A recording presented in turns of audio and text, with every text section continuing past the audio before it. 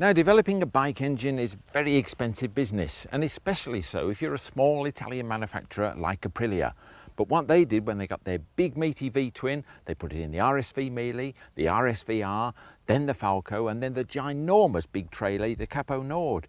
What have they done now? They put it in this, which is the Aprilia Futura. Designed to fit into that cherished VFR Triumph Sprint Ducati S4 sports slot, this is in fact a softer version of its sports bike sibling, the RSV Melee. It's longer, the steering's just a tad slower, the suspension's a tad less firm, and the engine's power has been rounded out to make it more flexible. But there's more to it than that. Now first, the styling. Now you can't ignore it, can you? It's this edgy styling which has become quite popular, particularly in the world of cars. But look at all these sharp edges everywhere. It's very, very angular.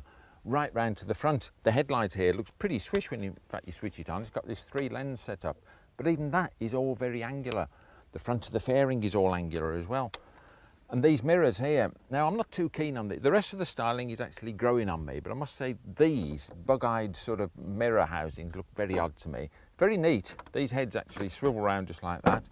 The glasses themselves are quite small and they do vibrate a little bit, but I think they spoil the lines of the bike. But anyway, that's that bit. Very edgy styling there. The tank itself is a plastic one, which isn't a good idea if you're touring, because I do like my magnetic tank bag and it won't fit on there, needless to say. But you can put on one with a harness.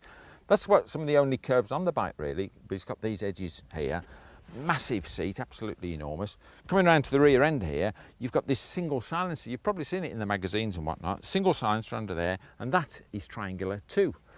But coming around to the engine here, because there's another part of the exhaust system which is actually underneath here, which you can't really see, but the catalyzer and the expansion chamber is right underneath the engine, so it's 2-stage exhaust system. The engine buried away in there, of course you can't see. It's a standard 60-degree 1000cc Melee motor in there. It's been retuned a little bit to make it softer and more rounded. It's got heavier flywheels on it as well, and this is to give it a more tractable feel. They put new fuel injection system on, which is a Sagem system. Again, that has been reprogrammed. And it's also got smaller throttle bodies. You might say, so what? Well, what they do is actually increase the airspeed through the chokes, and so at low engine speeds you're sucking fuel through in a better mixture because you've got higher speed air, so it makes for a more tractable motor again. But some quite neat touches on it. All these changes mean the engine feels different. It's around 10 brake horse down on the Melee, but although its delivery is wider and less edgy than the Sportster, it's still got bags of poke. At low traffic speeds it feels a bit lumpy and needs a steady right hand if you want to get a smooth pickup, but it's one of those things that you soon get used to. However, once spun up, all is forgiven, and it really does motor as only a chunky V-twin can. Loads of punch from anywhere you care to nail it, and the 6-speed gearbox certainly allows you to get the best out of it. Handling-wise, I didn't expect any problems. It's RSV based after all, but it is a tall bike with a seat height at 810mm, and as you sit pretty upright, it takes some getting used to. Nothing wrong with it, it's just different. Having said that, the more you ride it, the better it gets, and with the suspension fully adjustable for preload, plus compression and rebound damping, you really can tailor it to suit. Especially as it's got this big adjuster knob here for adjusting the preload. Dead easy to operate, even when you're riding along. Just turn it that way to actually crank up the preload if you've got a pillion passenger on or a lot of luggage, or slacken it off if you're running solo. And while we're here, you can see that it's got this massive single-sided swinging arm, very much like Ducatis, the VFR and Triumphs. Very, very neat. Up here, though, back to the RSV now, because this is basically the RSV frame. They stretched the frame and swing arm assembly a little bit to give it another 20mm, just to give you a longer wheelbase and a bit more stability. And they've also kicked out the forks a touch, only 1 degree, but it's, again, just for this stability business. Front suspension's fully adjustable, by the way, as is the back.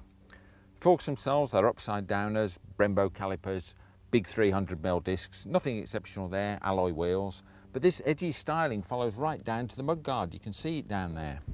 Now see this? This isn't an alarm, that's actually the release for the seat. I bet you've never seen one there before, I certainly haven't. Put the key in there, just give it a turn, that should release the seat. But before I actually take it off, let me just show you this. This is absolutely massive seat, as you can see. Very, very comfortable, very broad for you and the pillion passenger. And it's also got this little hump in, not only keeps you in place, but if you see it, it actually rises up, so that tends to stop the pillion passenger sliding into your back. So it's very, very neat. Just have to release that again because it sat on it.